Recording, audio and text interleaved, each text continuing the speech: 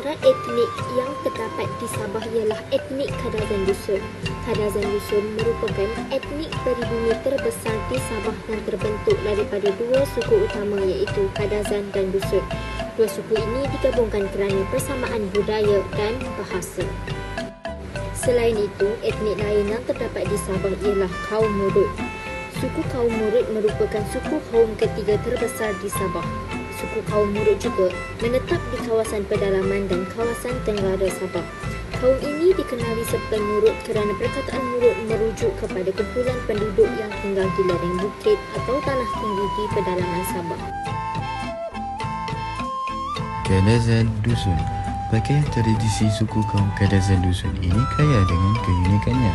Biasanya, pakaian tradisi ini dipakai pada musim perayaan seperti pesta keamatan dan juga upacara khas seperti perkahwinan dan juga pertandingan. Ciri-ciri pakaian tradisi ini adalah blous tidak berlengan dan berwarna hitam baldu untuk wanita ataupun dipanggil sinuangga. Manakala untuk wanita pertengahan umur adalah blous berlengan pendek dan untuk wanita golongan tua adalah blous berlengan panjang. Sabah juga terkenal dengan keunikan kraft tangan mereka. Kraft tangan yang dihasilkan akan digunakan dalam kehidupan harian. Sebagai contohnya, kraft tangan wakil. Kraft tangan ini adalah berasaskan buluh, bambu, rotan dan kulit kayu. Fungsi wakil adalah untuk mengangkut dan menyimpan barang harian. Seterusnya ialah sirung. Sirung dihasilkan oleh etnik Dusun Tindal menggunakan kulit bambu dan digunakan sebagai pelindung daripada cahaya matahari. Sirung juga sering dipakai ketika berniaga, berkebun atau berjalan ke sesebuah tempat. Walau bagaimanapun, pada masa kini hanya golongan orang tua sahaja yang menggunakannya. Kraft tangan yang ketiga ialah serdang. Serdang merupakan produk kebanggaan kaum Bajau di Kota Belud kerana mencerminkan identiti kaum berkenaan. Kraft tangan ini berfungsi sebagai penutup makanan dan boleh dijadikan bekas membawa makanan sekiranya diterbalikkan.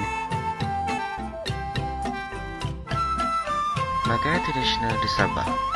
Pertama sekali ialah hinaba. Hinaba biasanya merupakan hidangan istimewa semasa tadau keamatan. Yang kedua, bosum. Bosum merupakan makanan yang meliputi kasam atau jeruk yang lazimnya dalam kalangan kaum suku Kadazan Dusun dan Murut di Sabah. Ketiga, bambangan. Buah bambangan juga dikenali sebagai mangga liar dan dikategorikan dalam keluarga mangga yang digunakan untuk makanan dalam kebanyakan sejenis ulat, urumbia atau dikenali sebagai butut. Tarian Sumazau. Tarian ini merupakan tarian suku kaum Kadazan Dusun. Tarian ini sering dipersembahkan semasa pesta keramaian atau majlis-majlis tertentu seperti perkahwinan. Ada yang mengatakan tarian ini adalah bertujuan untuk menyambut kedatangan Bambazon, iaitu semangat padi. Tarian Limbai adalah salah satu tarian suku kaum Bajau di Sabah yang sering ditarikan oleh kaum Bajau di bahagian pantai barat Sabah. Tarian ini banyak ditarikan dalam majlis-majlis tertentu seperti persembahan kebudayaan atas tujuan memperkenalkan suku kaum Bajau kepada para pelancong. Tarian Mangunatip juga dikenali sebagai tarian bambu yang merupakan tarian suku kaum Murut di bahagian pedalaman Sabah. Sabah merupakan negeri di bawah bayu yang semamanya tidak asing lagi dengan alunan muzik-muzik yang berirama. Alat-alat muzik tradisional merupakan satu aset penting yang dijaga dengan baik di Sabah sehingga hari ini. Alat-alat muzik inilah yang menjadikan rakyat Sabah mampu hidup bersatu padu dalam masyarakat yang berbilang. Sekiranya perayaan besar-besaran diadakan, gong selalunya akan dimainkan oleh pemain-pemain yang mahir.